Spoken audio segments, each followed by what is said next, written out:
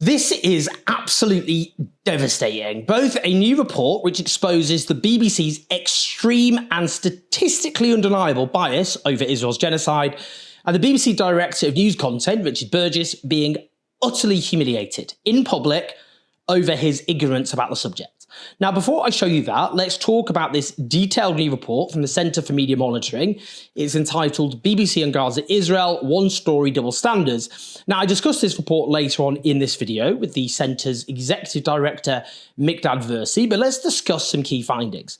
The report looked at a 12-month window between 7th of October 2023 and the 6th of October 2024. It looked at 3,873 articles, as well as over 32,000 broadcast segments on TV and radio.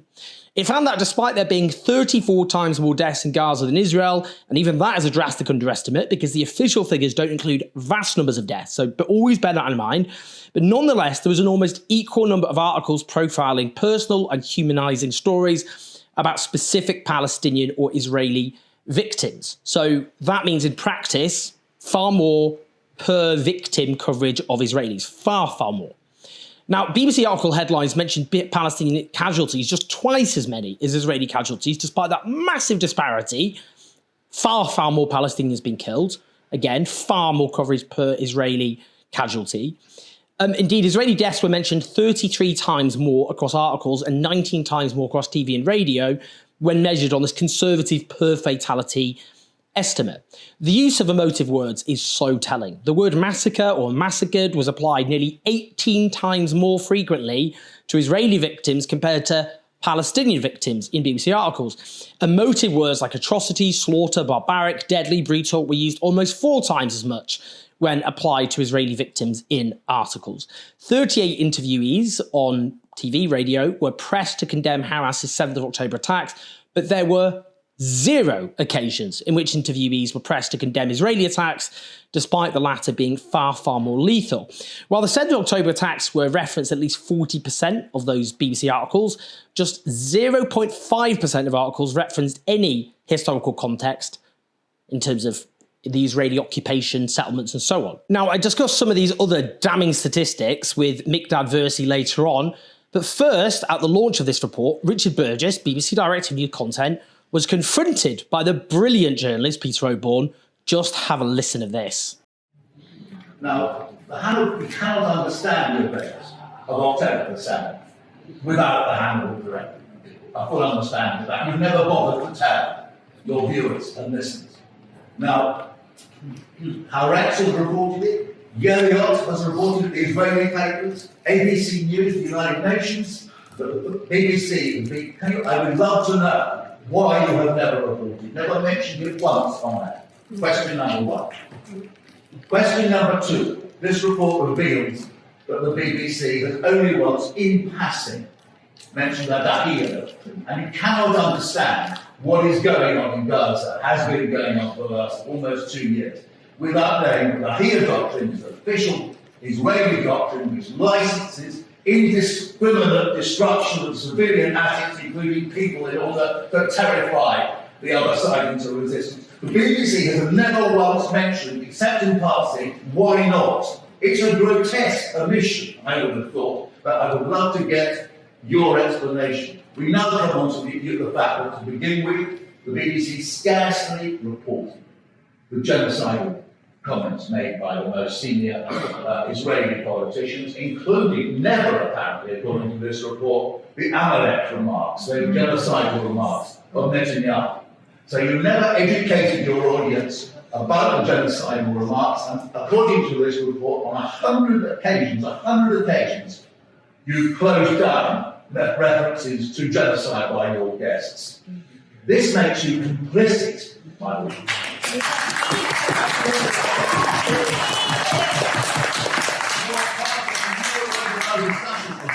Immensely grave matters, you, the BBC, become complicit in them. Bear that in mind. I just want to mention one other thing. And I can't believe what I'm going to say. This figure of 6%, 170-something journalists murdered by Israel, BBC's only bothered to report 6% of them, whereas you dutifully reported 60% of Ukrainian journalists. Do you agree with David Lammy that there are no journalists in Gaza? You were saying you had your own people.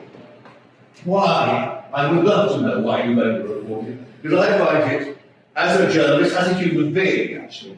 And now I'm going to ask you, I must pipe down in a second, and ask you one final question. Well, it's simply amazing. We have in Britain the leading historian of Israel.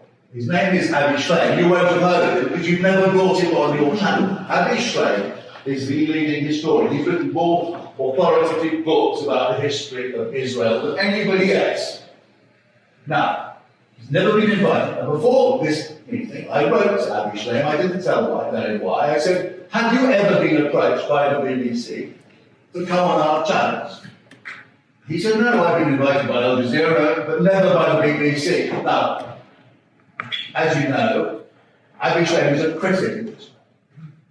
You have all sorts of loudmouths who come onto the BBC. I'm not going to name them, we all know who they are, despite all Israeli stuff. But you've never invited the one person who, more than anybody else in Britain, he's only in Oxford, is the Emeritus Professor of International Relations, he's done at St Anthony's College, but you've never bothered to invite him. Doesn't that tell us something really kind of weird about the way you're conducting your coverage of this terrible conflict?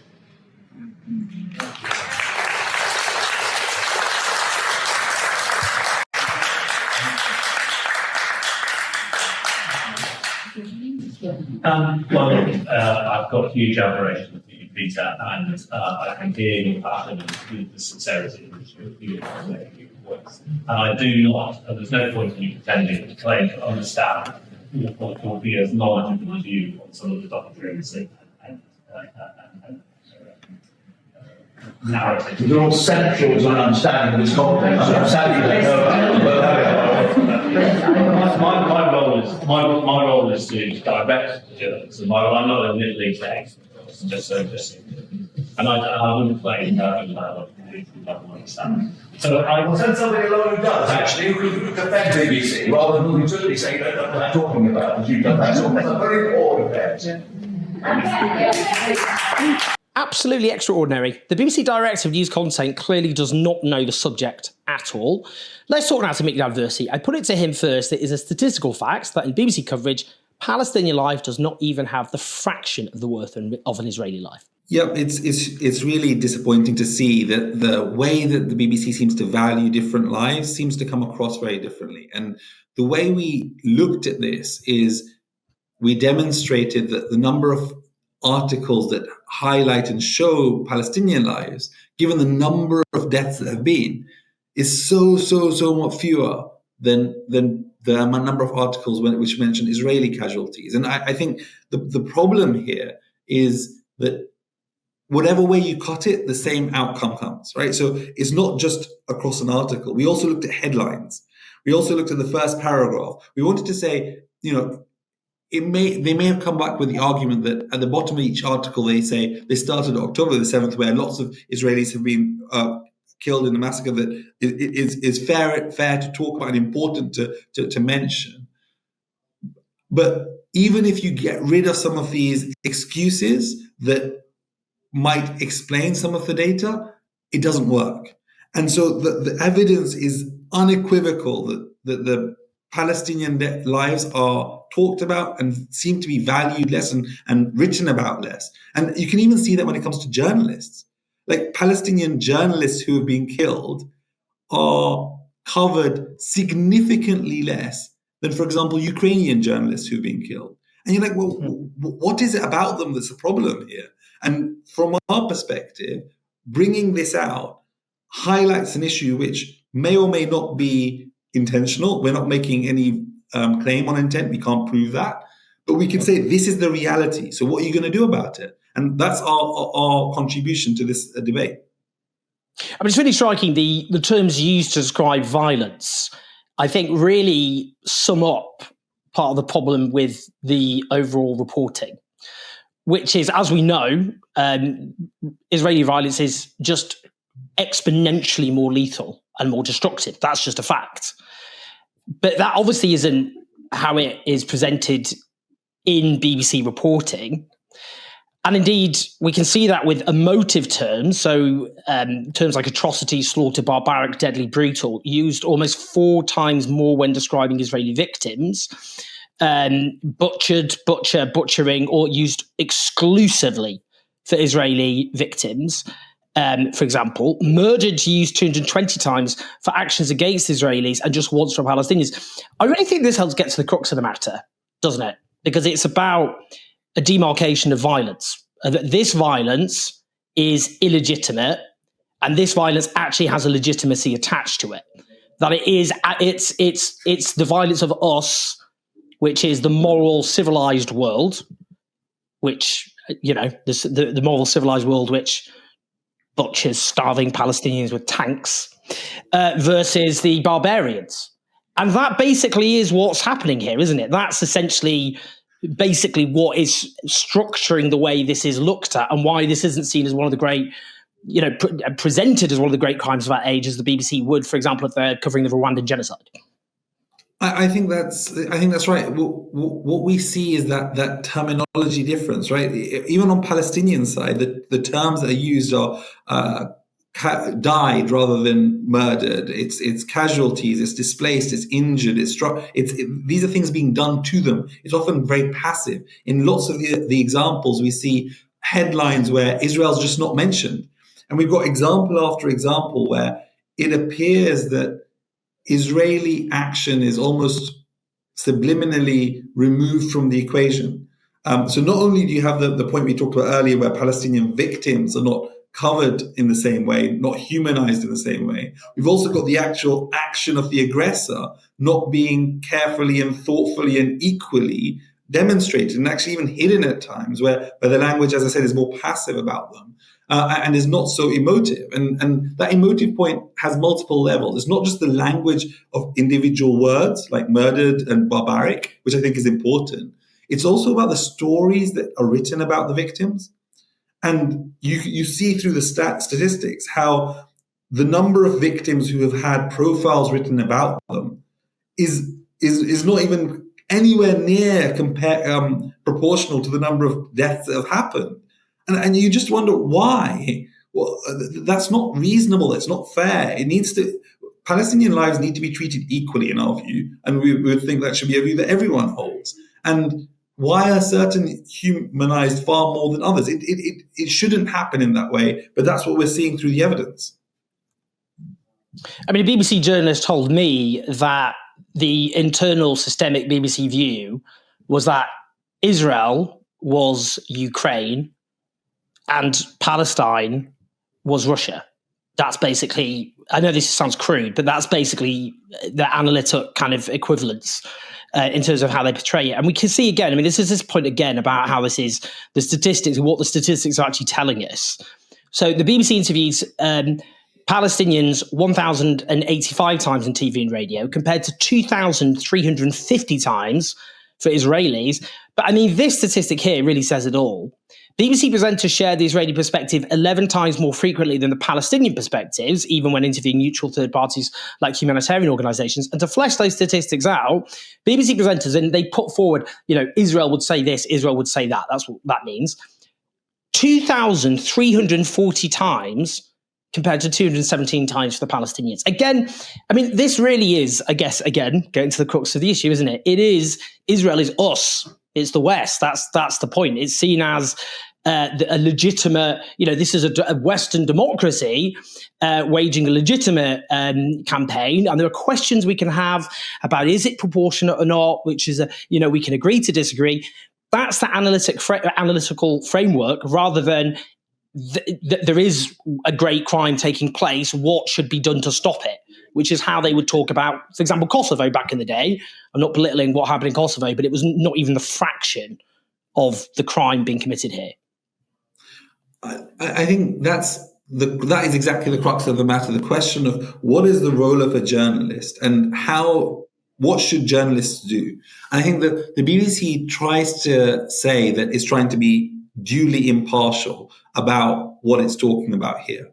I would argue that firstly, its actual role is to inform the audience about what's happening and to investigate and find the truth rather than just try and show both sides to something.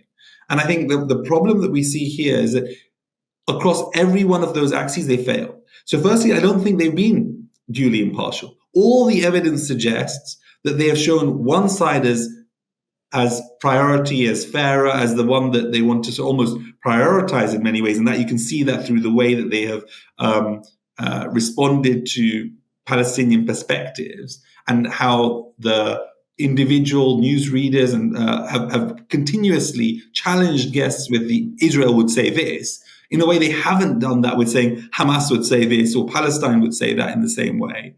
In the way that they've shut down discussions about genocide, over 100 times they've done that. And they've done all of those things without actually investigating the rationale behind it. So if it comes to, for example, genocide, the point about the BBC, in my view, is they should be informing the audience why people are saying there's genocide. Okay, fine. You don't have to, the BBC doesn't have to make a claim and say, this is genocide. The ICJ hasn't made a formal ruling that it is genocide. Okay, I understand that point. But let's try and then understand, why are all these human rights organizations, why are these individual people quite senior within the United Nations, why are they all using the term genocide? And the problem is that all of these specific examples of genocidal statements made by leaders within Israel are not even covered on the BBC website. No. The whole concept of Amalek, right, and by Netanyahu, not by Ben Gvir and Smotrich, who are of the far right and known to be even sanctioned by the UK, but by Netanyahu himself. When he says genocidal things, that should be reported, understood, contextualized. When people are starting to talk about the deaths that happen afterwards, you say, well, guess what? The Prime Minister, the Defense Minister, these are people who have been indicted by the International Criminal Court, the highest court in the land.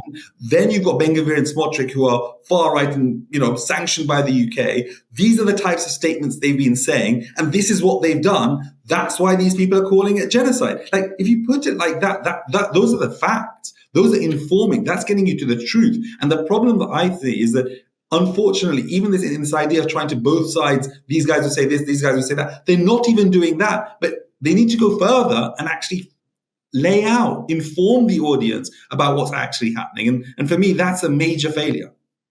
I mean, that point about genocidal intent is, I think, critical. And one of the, there's so many critiques you can throw at the Western media in terms of how they've reported on this. I think it's the biggest scandal in Western journalism in modern history. But what they did in terms of lying by omission, which is what this is fail to report on the statements of genocidal intent and criminal intent made from the very beginning. One example I always use, because I think it's just so clear-cut. I mean, there's so many of them that are clear-cut. But, this was the Major General Ghassan Alian, a senior Israeli general. He was in charge of Kogat, the IDF civilian arm, in charge of distributing humanitarian aid in theory, for example. He said, and this was posted on the Kogat Twitter feed, addressed to Hamas and the residents of Gaza. That's what who it was addressed to. Hamas became ISIS, and the citizens of Gaza are celebrating instead of being horrified. Human beasts are dealt with accordingly. Israel has imposed a total blockade on Gaza. No electricity, no water, just damage. You wanted hell, you will get hell. They didn't report on that statement at all. And there were so many other statements which are not reported at all. Yoav Gallant's statement about human animals and a siege, which is mentioned in a handful of articles, not given. I mean, when it's mentioned at the time, it's buried. It's not given any legal context at all. And those statements of intent were the best predictors about what Israel should have done. They should have framed the BBC coverage of, this is Israel's intent. This is this. But what's actually happened, I want to hear your thoughts on this, is what the BBC have done. Because they say, look, we have to report on Israel's perspective and put their side of the story. That's true, actually. But this is what they do. They treat those statements as though they're happening in a parallel universe. And instead, they use statements which aren't in Hebrew, that written in English for these broadcasters, which bear no relation to what Israeli leaders and officials are saying to their own people, but are purely for Western audiences, and use those statements instead. Of course, we are not attacking civilians, that kind of thing. But that itself, it just sums up, the deception, doesn't it? Which is they've erased all those statements of genocidal and criminal intent. They haven't framed their coverage around them at all. And they treat them as though they're just not happening. It's just a huge lie by omission. I think that's the reason that the whole chapter in our report is covering this, because it's so important. If you don't, for me, it's actually a failure of basic journalism if you don't give the appropriate context, right? If all these people are talking about genocide and the way you respond is, sorry, genocide's not what's happening here, which is what one BBC reporter said, which is actually not even impartial. It's not saying Israel's saying, it's actually putting a BBC perspective. But on all the other occasions when they shut down that debate, when they suppressed the discussion there on genocide, that can only be considered to be potentially impartial if you also did the same the other way around. If you also gave context to why people are saying it's genocide, there needs to be a lot more. And what we found quite interesting is that even if you go into one level deeper, questions like the Dahia Doctrine, the Hannibal Directive, these are really quite important policies. These are things within the Israeli psyche, if you like, or within the government's way of working, they're not reported at all. And you're thinking, well, these are the things that are actually happening on the ground. These are their policies on this topic. Can you not link the two? Can you not at least put some context and saying, look, they're saying they're starving the people, they should starve the people, and look, they're doing it. This is 101 basic journalism, in our view, to highlight the context of what's happening and to explain and to understand and to then be able to appropriately report. This is really basic stuff, and we think they've got this fundamentally wrong. A couple of final things. One is, you mentioned then about, a raft of organizations, obviously a consensus really on genocide, but genocide scholars, including Israeli scholars on genocide, like Professor Omar Bartov, for example, Versi. That's happened all the way through. And in this mention, the term war crimes in relation to Israeli violence against Palestinians was mentioned only 121 BBC articles, 3%. It's been noted that, as a rule, and this is in the report, Hamas-run health ministry has been used consistently. And that is used to discredit the statistics about deaths, when actually all the evidence shows it's a massive underestimate. But, this just shows what I'm going to say now will sound almost utopian. It shouldn't be utopian about the BBC. They should, as sort of those sorts of rules, Benjamin Netanyahu, who is subject to an arrest warrant for war crimes and crimes against humanity by the International Criminal Court.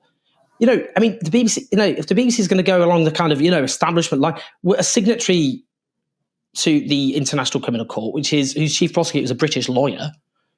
But do you see what I mean? It's almost like you say that, and it's just the very least they should be doing. The Israeli leader is subject to an arrest warrant for war crimes and crimes against humanity by the International Criminal Court, but that is not mentioned almost at all. It's as though it never happened. It's only in specific articles about the ICC. And it's more than that. When Trump meets Netanyahu, we could frame this as, and it would be a factual statement, Trump is meeting a person who is indicted by the International Criminal Court. That is the reality. That's the statement, but that's not mentioned. And it's a consistent challenge, right? And this idea of war crimes. If you look at Russia, right, our stats show that Russia's mentioned as a perpetrator of war crimes almost 3 times as often as Israel's mentioned as a perpetrator. And the war crime basis is very similar. But what you do, and the way this comes out so powerfully, is that when you're providing rationale for why is Israel doing what it's doing, it does that in 75% of articles. It gives, the BBC provides that rationale that Israel says, this is why we're doing what we're doing. But when Russia's doing what it's doing in Ukraine, only 17% of the time is that rationale provided. So what we're seeing is it's fundamentally unfair and unreasonable. If you want to give context, if you want to say Hamas run health ministry rather than Gaza run health ministry, which is what they use everywhere, then at least at the very minimum say, but the Israelis, everybody else kind of agrees with all these figures as well, right? Like, you can't minimize these figures of the deaths that have happened, which is what Gaza Run Health Ministry does, without also laying out and sharing the fact that Israel itself believes that the tens of thousands of Palestinians have been killed. And so the figures are not really where there is a difference of opinion.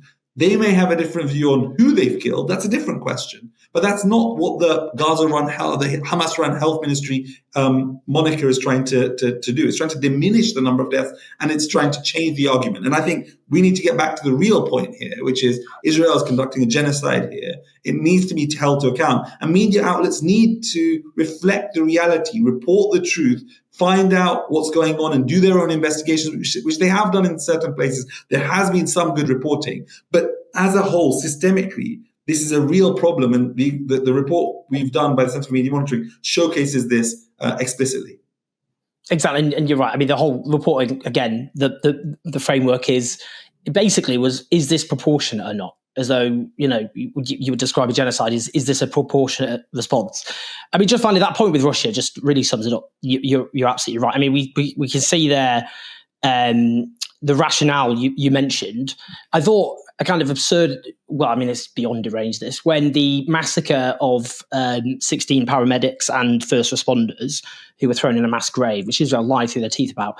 And the BBC, despite the fact that we know Israel has lied over and over and over again, that's just a fact. And actually, occasionally, mainstream outlets have actually belatedly rebutted and taken apart many of the deceitful claims made by Israel. You still got, including that case, even when the evidence came out, they kept saying this is the Israeli perspective. For example, and this for me was a nadir, when they put forward as a credible claim by Israel that the reason they had buried the bodies of the paramedics they'd massacred is to prevent them from being eaten by wild animals. Now, I mean, the point is, with Russia, they don't do this. They don't treat Russian claims as credible. And the statistics here, as you just said, prove that. They do not treat Russian claims as credible because they treat them as propaganda. They treat them basically as we don't believe these are credible or honest. So therefore, we can't treat them as a credible source.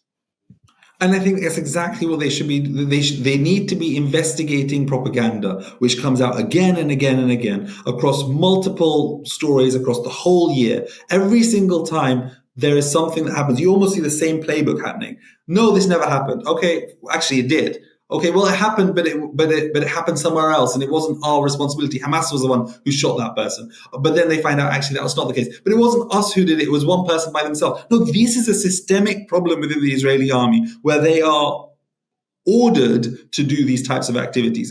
This sort of attack on civilians, it doesn't just happen. These are deliberate. There are multiple examples of deliberate attacks, unequivocally deliberate attacks, where a sniper goes and hits a young child. Like these are not exceptions. This is the rule. This happens again and again and again. And there's so much evidence from this, from Western media to Eastern media to every type of media out there, which has understood and investigated this. So I agree. I think the problem of treating Israel as just someone who is a fair interlocutor rather than as someone who is trying to pump out propaganda is a failure of basic journalism. You need to challenge robustly. And the point, if you're going to put the Israeli perspective all the time, how often do you see an Israeli who comes on who gets challenged with the Hamas perspective on these issues? It never happens. And I'm not saying that you necessarily should, but the perspective that gets put against them is the United Nations. So that's fine, but